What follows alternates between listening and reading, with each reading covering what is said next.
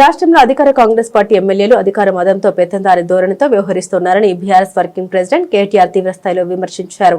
గ్రామ పంచాయతీలకు వచ్చే నిధులు ఇంద్రమ్మ ఇళ్ల వంటి సంక్షేమ పథకాలు కాంగ్రెస్ నేతల సొంత ఆస్తి కాదని అవి ప్రజల సొమ్ము అని ఆయన స్పష్టం చేశారు. తెలంగాణ భవన్లో ఖానాపూర్, షాద్నగర్ నియోజకవర్గాలకు చెందిన నూతన సర్పంచులు, ఉప సర్పంచులు, వార్డు సభ్యుల అభినందన సభలో కేటీఆర్ మాట్లాడారు.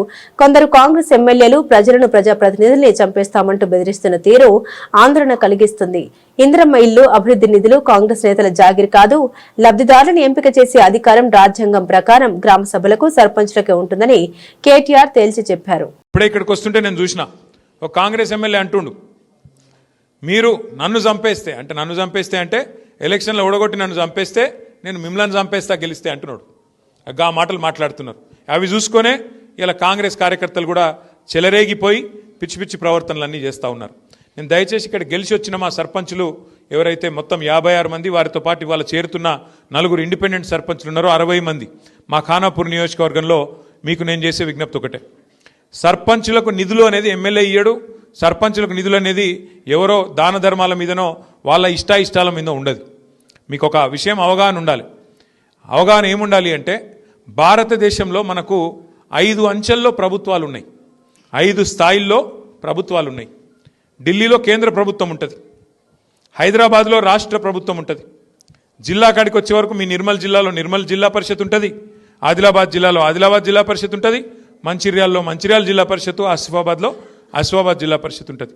దాని కిందికి వస్తే మండల పరిషత్తు, ఇంకా కిందికి వస్తే గ్రామ పంచాయతీ. అంటే 5 అంచెల్లో కింద గ్రామ పంచాయతీ, మీద మండల పరిషత్తు, దాని మీద జిల్లా పరిషత్తు, దాని మీద రాష్ట్ర ప్రభుత్వం, దాని మీద కేంద్ర ప్రభుత్వం. ఇట్లా 5 అంచెల్లో ప్రభుత్వాలు ఉంటాయి.